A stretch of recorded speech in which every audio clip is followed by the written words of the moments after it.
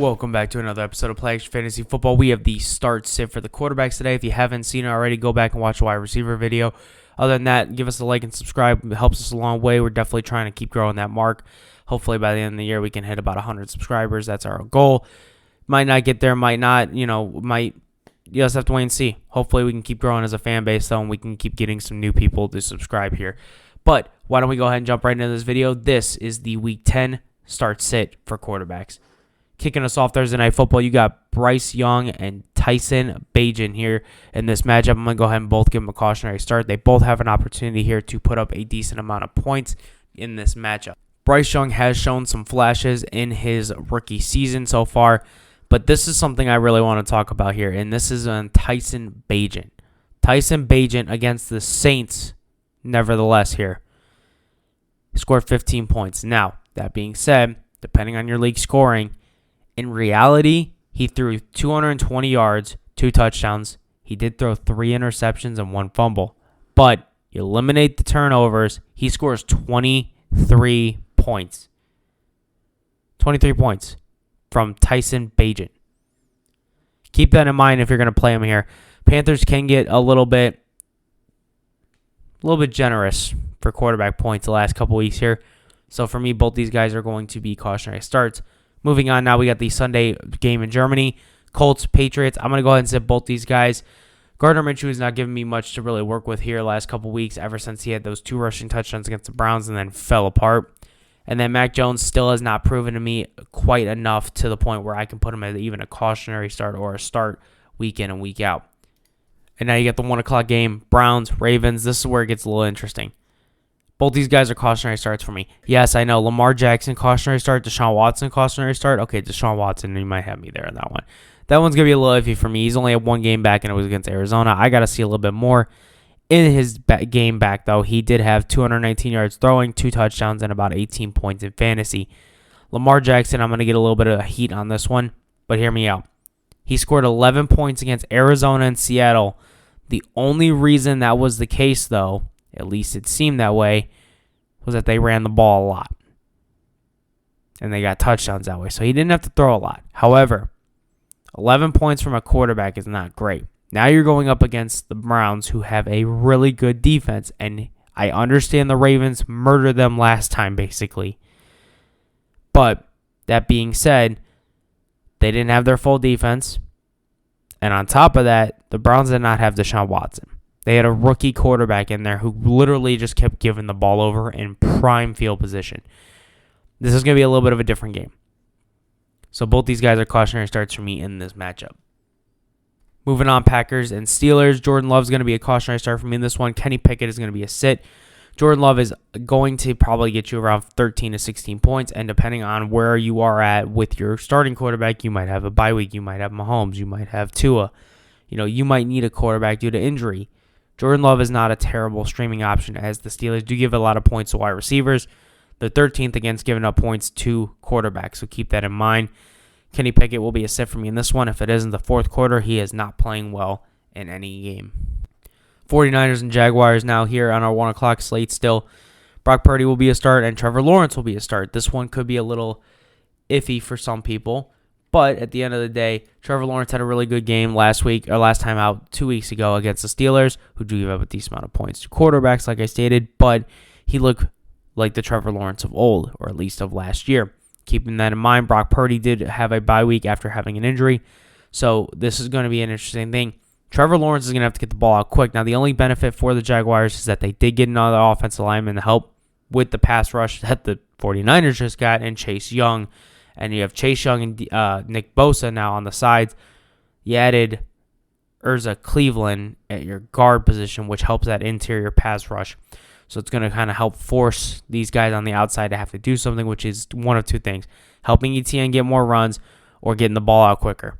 Either way, that's going to be a benefit for Trevor Lawrence, because he could also do dump-offs to ETN up the middle, depending on where they're at with it. So Trevor Lawrence is going to end up having a decent game here, I believe, and then Brock Purdy as well. Both of them are starts. Saints and Vikings now. Derek Carr will be a start, and Josh Dobbs will be a start. Derek Carr is consistently getting you around 16 to 20 points, depending on your scoring. Now, Derek Carr is going up against the 21-ranked Vikings when it comes to quarterbacks. Absolutely like the opportunity here for Derek Carr, who has been playing really, really well the last couple weeks. Josh Dobbs doing really well himself here. And considering the Saints gave up almost 23 points to Tyson Bagent, Josh Downs with 24 points last week, 2 touchdowns passing and 1 rushing touchdown here. Go ahead and play Josh Downs in this matchup. I do like the opportunity for him. They're both starts. Same thing's going to go here for the next matchup as the Houston Texans take on the Cincinnati Bengals. CJ Stroud and Joe Burrow. Both these guys are going to be starts here in this matchup. Hello, CJ Stroud. Dare I say, Rookie of the Year. That performance this whole entire season on top of what you just seen last week. I mean, with 45 seconds left in the game, he went down the field like it was nothing. It was almost like, don't kill me for this one, please. He kind of gave me a, dare I say, Patrick Mahomes and Aaron Rodgers running it down the field. Let's score with 13 seconds left type of thing. Now, he did have a little bit more time on the clock than those guys usually do when it comes in those situations, but CJ Stroud just throwing lasers and lasers all year long. He's finally connecting the dots here. I mean, this dude is a phenomenal NFL quarterback. Let's see if he can continue that for the rest of the season and moving into next. But both these guys are going to be starts here, and Joe Burrow has finally figured it out after that calf injury. Still kind of dealing with it a little bit, but man, is he balling right now. Both of these guys are starts in this matchup. Tennessee and Tampa Bay now. Will Levis is going to be a cautionary start for me in this matchup. Struggled against the Steelers, who do give up, like I said, a decent amount of points to wide receivers and quarterbacks. So that being said, CJ Stroud just had an amazing game against the Buccaneers. Buccaneers defense is going to want to prove why they are still one of the better ones in the league, at least in their minds, and at least based on some of the stats that we have. But Will Levis is going to be a cautionary start for me in this one. He does have an opportunity here as the Buccaneers do give up 32. They're dead last when it comes to points given up to quarterbacks. However, with no Treylon Burks, probably with that concussion injury, you do have DeAndre Hopkins. Let's see what ends up happening there. Opposite side of the ball, though, Baker Mayfield, this is something. He played his heart out. That dude was playing phenomenally against the Texans until the ultimate heartbreak of CJ Stroud leading down the charge and making a score there. But Baker Mayfield has been really good so far this year. In fantasy terms, he's actually doing a little bit better than we expected. So keep him as a start in this matchup going forward. Now we have our 4 o'clock games, Detroit Lions and the Los Angeles Chargers. I'm going to go ahead and start Jared Goff in this matchup. I really like the opportunity for Goff here. He's going up against a 30th ranked team when it comes to points given up to quarterbacks. Justin Herbert, though, on the other hand, struggled a little bit against the Jets there. That's a little concerning for me considering how he has been playing recently. I at least expect him to hit about 200-plus yards. He didn't even do that. And that's just a little concerning for me. So Justin Herbert's going to be a cautionary start in this matchup, even though it's a home game against the Lions. Now you got the Falcons and the Cardinals. Taylor Heinicke is going to be a cautionary start for me in this one. Yes, the Falcons are one of the worst teams in the league, but now they get Kyler Murray back. I don't know how much time they're going to try to run off the clock with the Cardinals now versus, hey, time of possession for the Cardinals the entire game was like 10 minutes versus the other team the rest of the game, That's going to be a little interesting to see how this goes. Taylor Heinicke is going to be a cautionary start, and the same thing's actually going to go for Kyler Murray. I like the opportunity for Kyler Murray here for his first game back, but I got to see where he's actually at first. So we'll have to wait and see on that one. But as of right now, both these guys are cautionary starts. Now you got a game that is going to take no more than a few seconds to talk about. Giants, Cowboys, you're sitting Tommy DeVito here. Too many injuries to the quarterback position. Now they have Tommy DeVito as their quarterback for this week, already announced. Dak Prescott, though, on the other hand, start him against the Giants in this matchup. No-brainer there.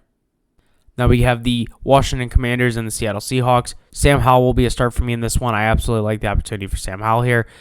Seattle could give some fits here after getting exploded and blown out of the water from the Baltimore Ravens last week. Now that was a road game, and Seattle does usually tend to play better at home. However, Sam Howell and these Commanders have been playing on a whole nother level right now. Let's see if that can continue in Week 10.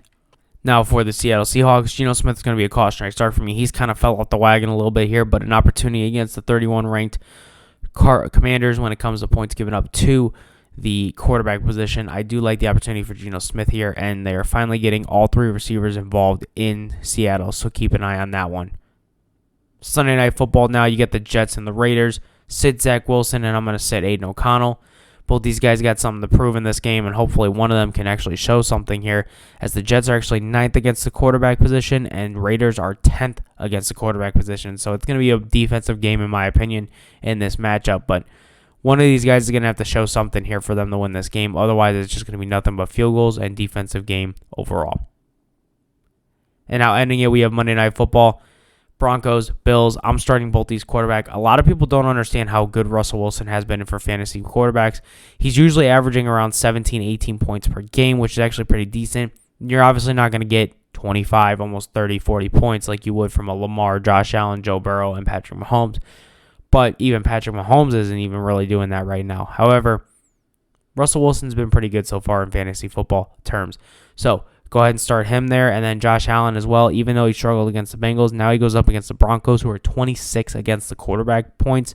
Yeah, I'll take that all day. Josh Allen, start for me in this matchup. And that's going to do it for our start-sit Week 10 quarterbacks here.